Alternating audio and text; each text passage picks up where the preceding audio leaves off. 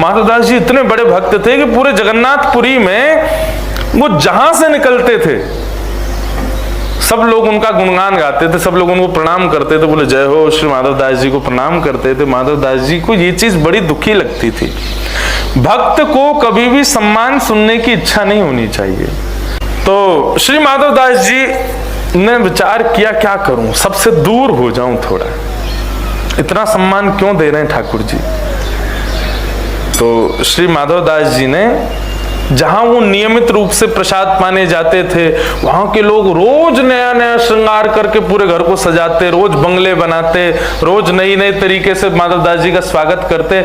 माधवदास जी बोले कि अब क्या करूं, इतना सम्मान मुझसे पच नहीं रहा है, मुझे लग रहा है ठाकुर जी मुझे दूर कर रहे हैं। तो माधवदास जी ने अपना स्थान बदल दिया, बोले कल से मैं यहां प्रसाद पाने नहीं आऊंगा, कहीं और जाऊंगा।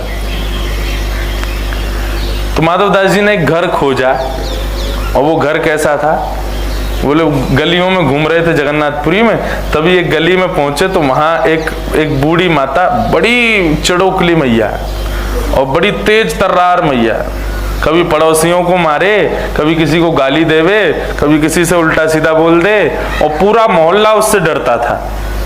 क्यों? वो सबको सुनाती थी। माधवदास जी बोले ये घर बढ़िया है, कल से यहीं भोजन पाने आएंगे। एक दिन पहुंच गए माधवदास जी, मैया बोली अरे आप तो माधवदास जी हो? बोले हाँ हाँ मैया वही हूँ, वो जगन्नाथपुरी में बड़े आपके चर्चे होते हैं, कैसे आए मेरे यहाँ? बोले मैया आपके यहाँ भोजन पाने आए हैं। अब मैया तो मेरे यहाँ भोजन पाओगे? बोले हाँ, हमने तो पा लिया भोजन, तो क्या हो गया मैया, दोबारा बना दो। अब उसको इतना तो लगा कि चलो संत आए हैं, इतने बड़े संत आए हैं, कुछ तो बना दूं। बनू के उसने माधवदास जी को पवा दिया। माधवदास जी बोले ठीक है, चले गए। दूसरे दिन माधवदास जी फिर आ गए। मैया बोली आज कैसे बाबा? बोले प्रसाद पाने आए। तो मैया को लगा इनको कल ज्यादा स्वाद आ गया, इसलिए अब तो ये तो रोज आएंगे। आज मैया ने जानबूझ के जबरदस्ती नमक ज्यादा, किसी में मिर्च ज्यादा, किसी में नींबू ज्यादा। बोले इनको थोड़ा खट्टा लगेगा, मिर्च लगेगी, तो कल से आएंगे तो भी नहीं। माधवदास जी को दिया। माधवदास जी ने जैसे ही स्वाद लिया तो पता तो चल गया था कि नमक तेज जानबूझ के किया है, मिर्च तेज जानबूझ के करी है। और बार बार पूछ और रही थी कैसा बना भोजन। माधवदास जी बोले बहुत सुंदर, आज बहुत कल से भी ज्यादा स्वाद है। मैया बोली बाबा को मुझे लगता है नमक मिर्च लगती नहीं है, कल से मैं डालूंगी ही नहीं। परसों फिर माधवदास जी पहुंच गए, आज उसने नमक और कुछ डाला ही नहीं। आज फिर बोले बाबा सब ठीक है ना, कोई कमी तो नहीं? बोले बहुत स्वाद मैया, हर दिन एक नवीन स्वाद मिल रहा है, बहुत आनंद आ रहा है। माधवदास जी को तो वो सम्मान से बचना था, इसलिए उन्होंने अपना जगह ढूंढ ली। और यहाँ वो मैया तो बड़ी परेशान, बोले ये रोज आ जाते हैं। आज वो इतनी चिढ़के बैठी थी, बोले आज आंदया बाबा है, मैंने कहा कि या को काई को रोज आ जाए। जैसे ही माधवदास जी आए तो मैया से बोले मैया भिक्षा कराओ। बोले बाबा जरूरी थोड़ी है अन्न की भिक्षा रोज चले। बोले नहीं कुछ भी चलती है भिक्षा तो उस समय वो मैया पोंछा लगा रही थी तो चिढ़ में आई, बोले ले तो फिर ये ले भिक्षा। वो पोंछा ही उठा के माधवदास जी पे फेंक दिया। माधवदास जी बोले कि भिक्षा तो स्वीकार है, चाहे किसी भी रूप में मिले। वो पोंछा लेकर के माधवदास जी हृदय से लगा के चले गए। अब माधवदास जी का नित्य भाव था कि जो भी पाते थे नेत्र बंद करके पहले श्री जगन्नाथ जी को पवाते थे। जो भी भिक्षा मिलती थी पहले जगन्नाथ जी को निवेदित करते थे, फिर स्वयं लेते थे।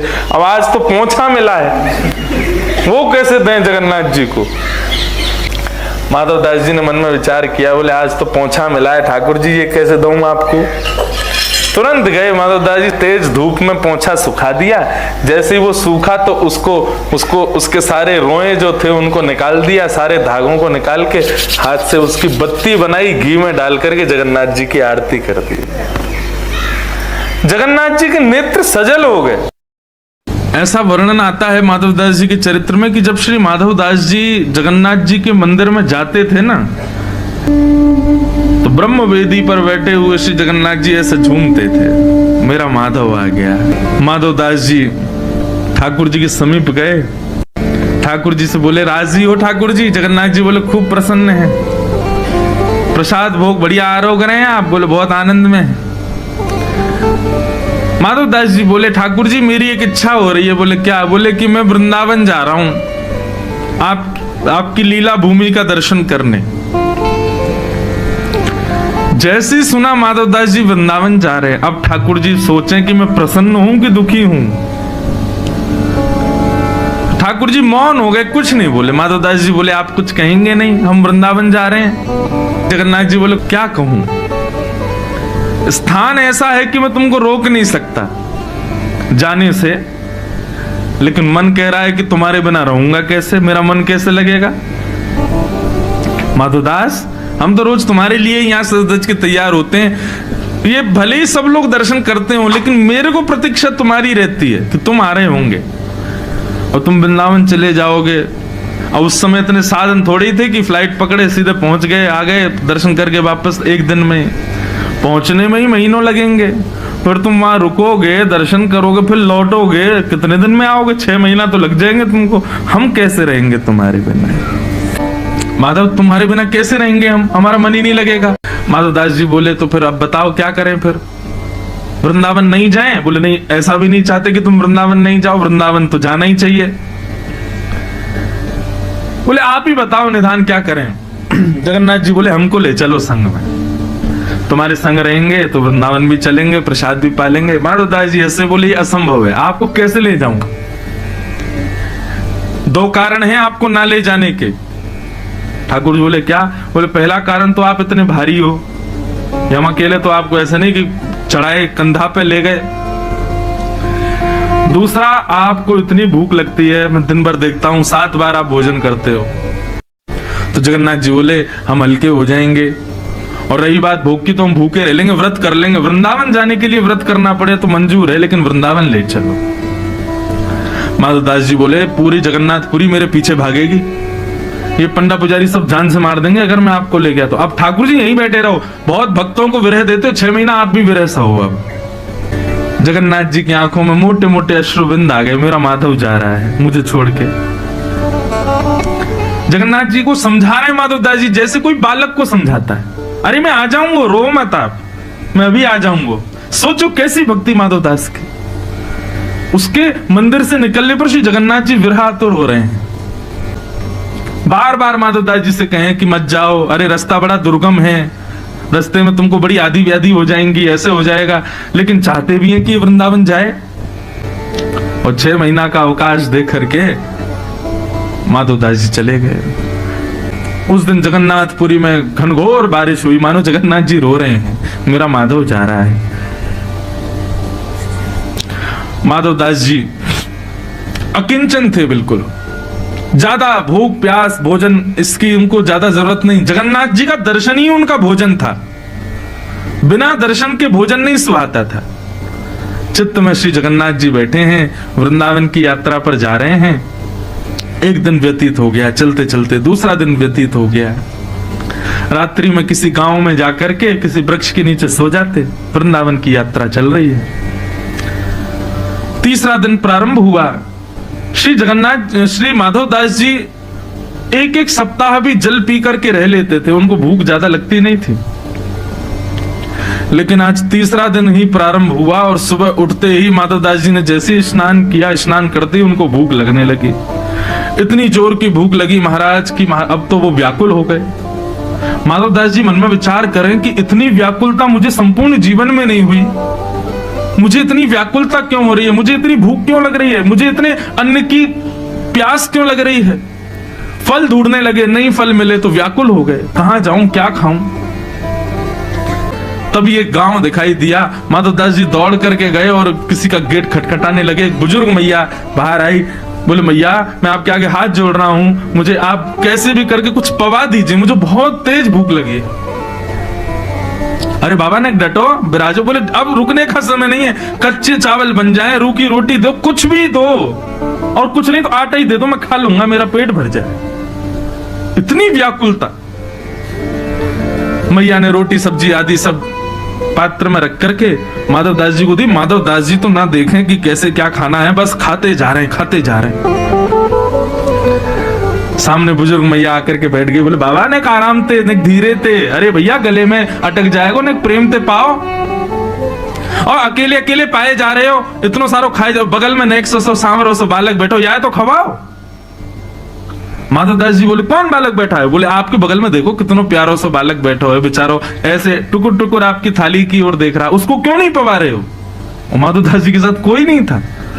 माधवदास जी बोले मैया मैं अकेला बैठा हूं, यहाँ पे कोई नहीं है मेरे साथ। अरे बाबा मुझे तो लगा भूख रोटी चावल देख करके आप ये भी भूल गए कि एक नेक्स्ट से बालक आपके बगल में बैठो। माधवदास जी बोले बैठा कहाँ है, मुझे तो नहीं दिख रहा। बोले बगल में बैठा है। बोले कैसा दिखता है बताओ? बोले बड़े बड़े नेत्र हैं, सांवला सा स्वरूप है, और ऐसे छोटा सा बालक है, घुंघराले केश हैं। जैसे रूप कांति का वर्णन किया माधवदास जी समझ गए। बोले जगन्नाथ जी संगे ही चल रहे हैं। तभी मैं कहूं मुझे भूख क्यों लग रही है, क्योंकि 3 दिन से तो कुछ पाया नहीं है। अब हम तो सह लेते हैं कब 1 सप्ताह तक भूख, इनसे सहन नहीं हो रही, इसलिए मुझे भूख लग रही है। माधवदास जी को तो दिखे नहीं ठाकुर जी। माधवदास जी प्रसाद पा करके बाहर आए, नेत्र बंद करके जगन्नाथ जी का स्मरण किया। बोले जय जय, मैंने मना करी ना, आप मत चलिए, आपसे भूख सहन नहीं होगी, आप आ गए।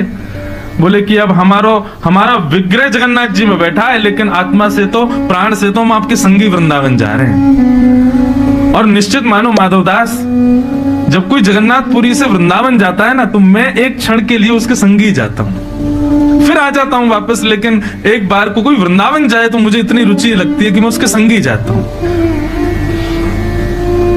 माधवदास जी बोले अब क्या करें, आपको तो बार बार भूख लगेगी।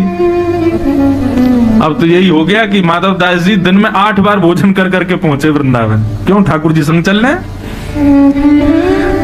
वृंदावन पहुंचे। अब तो माधवदास जी की स्थिति ये कि उनको थोड़ी में देर में ही भूख लगे, आप परेशान हो गए। बोले काय को चले आए आप संग में, नेक देर चलता नहीं हूं, कितने में भूख लगाती, जहां बैठे बैठे भूख लग जाती ठाकुर जी को, चलते होंगे तो और पच जाता होगा भोजन, और भूख लगती होगी। माधवदास जी वृंदावन पहुंचे। अब नियम तो वैष्णव का ये कि वृंदावन जाते ही वैष्णव मंदिरों का दर्शन करते हैं, लेकिन माधवदास जी को इतनी भूख लगी कि यमुना जी के तट पर पहुंचे। यमुना जी में स्नान किया, तुरंत कहीं से चने लाए, और चने ला करके रूखे चने ही खा लिए। क्या करें, भूख मिटाएं कैसे भी, चने खा लिए। चने खा करके जब थोड़ी भूख शांत हुई, तब माधवदास जी बोले अब चलो वैष्णव मंदिरों के दर्शन करें।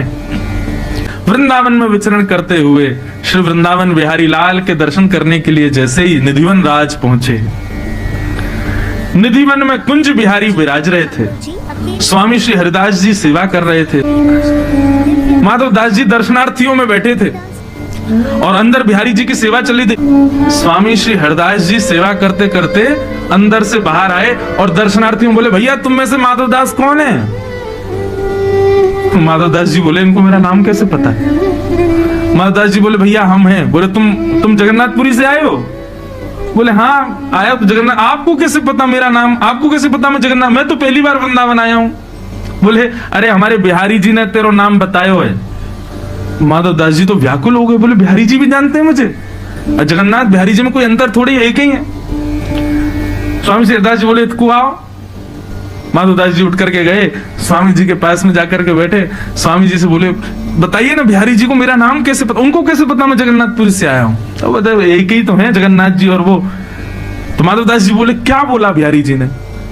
बोले बिहारी जी ने ये बोलो कि मैंने भोग रखो ठाकुर जी के आगे, और जैसे ही भोग रखो तो बोले भूख ना लग रही। मैंने क्यों? आप तो भोजन देख करके मचल जाते हो, आज कह रहे हो भूख ना लग रही।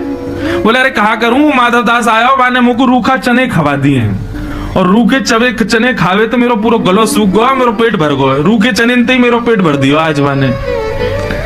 माधवदास जी ने जैसे ही सुना कि मैं तो जमुना जी के किनारे बैठ के प्रसाद पा रहा था, चने पा रहा था, क्यों जगन्नाथ जी मेरे संग हैं, लेकिन मेरे पाने से ठाकुर जी तृप्त हो रहे हैं, ये बात सुनकर के माधवदास जी भाव विभोर हो गए।